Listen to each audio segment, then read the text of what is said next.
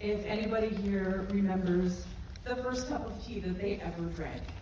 Normally when I ask this question, I get one of two answers. Either you don't remember it at all because it was completely insignificant and happened a long time ago, or all of a sudden, it's like you're sitting in your grandmother's kitchen again, and you can almost feel the furniture, and you can almost smell the food that she was cooking, because the memory can be anchored so strongly with a cup of tea.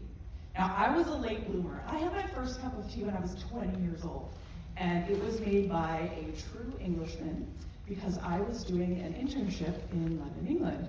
And he comes up to me on my first day and he says, "Fancy a cuppa?" And I was so out of the loop, I didn't even know what he was asking me. Turns out he was asking me if I'd like some tea, and I said yes, and he made me a cup of English breakfast. And I loved it, and it became really fun, and it was like we just drank tea all day in the studio. So I don't drink English breakfast very often now, but when I do, I'm immediately transported back to that studio.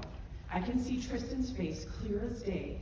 He's the man that made me that first cup. And I can see the vivid purple walls of that recording studio, and I can almost feel those black leather chairs that we sat in while we had our tea. So what is tea? There's over 3,000 kinds of tea, and they all come from the same plant, Camellia sinensis. That's the tea plant. And all types of tea, black tea, green tea, oolong tea, white tea, and pu'er tea, all come from the same plant. And the only thing that differentiates all of these different types is where the tea is grown, when it's harvested, how it's processed, and how it's flavored. So one of the most interesting teas that we have in our tea shop is called sweet milk oolong. It's a very expensive tea, but for good reason, because it can only be harvested on specific days of the year. And on those specific days of the year, it has to be a specific temperature outside. And then once those parameters are met, it can then be processed, where it then goes into a facility that has air conditioners to take it through an even bigger temperature range, which makes it sweet milk oolong and gives it this naturally occurring, super sweet, creamy, smooth, velvety flavor without adding any natural or artificial flavoring. Another super interesting tea is called Lapsang Souchong, and I brought this tea in because a friend of mine asked if I could get it for her, and I could, so I added it to my tea shop. And a little while later, I get a phone call, and this person on the other end of the line, he says, "Yes, I'm looking for a very specific type of tea. It's really mild. I'm wondering if you have any. It's called Lapsang Souchong." And I kind of laughed because he's being cheeky. I was like, "I do have it, yes, I would not call it mild." And he laughed, and he says, "Wait, you have it?" I said, "Yeah, I have lots of it." And he goes, "Oh, is that because no one likes it?" And I said, "No, actually, as you know, the people that like it, they love it, and they come for it all the time, so I always have some on hand." So he comes into the tea shop, and he picks up his tea, but then he starts telling me this story about when he was on a tea tasting. And he was with a group of about 8 people, and they were sampling like earthy Chinese teas.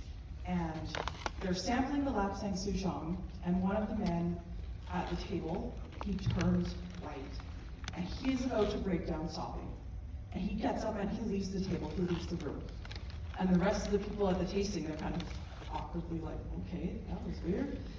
And this man comes back in, and he apologizes, and he says, "I'm sorry about that. When I was a kid, my family home burned down. And when I tasted that tea, it all came rushing back to me, and it was like I was standing on the sidewalk watching it happen again." Because Lapsang Souchong is very intense, very smoky tea. Because when it's processed, it's roasted over top of flames of cedar wood.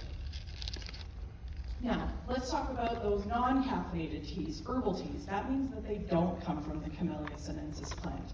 And the very first custom blend that we made in our tea shop was an herbal tea, and it came when a customer emailed me, and she says, "Sarah, I love all of your tea, but at nighttime, I drink Bengal spice tea, which is just like an average grocery store tea." And she says, "That's just kind of my routine, that's what I drink. but I've never been able to find like a really good quality, like nice loose leaf version of it. Can you make one for me? And I'm an optimist, and I said, yes, I love a challenge, so I decided I would make this. And I sourced my ingredients, and I did a taste test. I had my first tester made and a cup of the Bengal spice together, and I tried them, and mine was horrible, and it tasted nothing like Bengal spice. But they had the same ingredients, and you'd never even be able to tell. Except for Bengal spice had one other ingredient listed. It said natural flavors. And I was like, well, that could mean anything. And that's when I learned a little bit more about Earl Grey tea, because Earl Grey tea, no matter where in the world you buy it from, it has bergamot oil on it. That's what makes it Earl Grey, is the bergamot oil. And I went, that's gotta be what this ingredient is. That's gotta be cinnamon oil. So I finally was able to track down some cinnamon oil, and I found this really good one that's not like the Red Heart cinnamon, not the Fireball cinnamon, but it was like a cinnamon bun, and it was delightful. And once I figured out the natural flavors and the cinnamon oil, I was able to crack the recipe, and we launched our Tiger Spice tea as our first custom blend. And it's now our second bestseller, only below Cream of Earl Grey. And we have over 100 different types of tea in our store now. And it's right here in Edmonton. It's actually inside of a historic building. So it's a super unique experience when you come into our shop. And I hope that I'll see you in there one day. Thank you.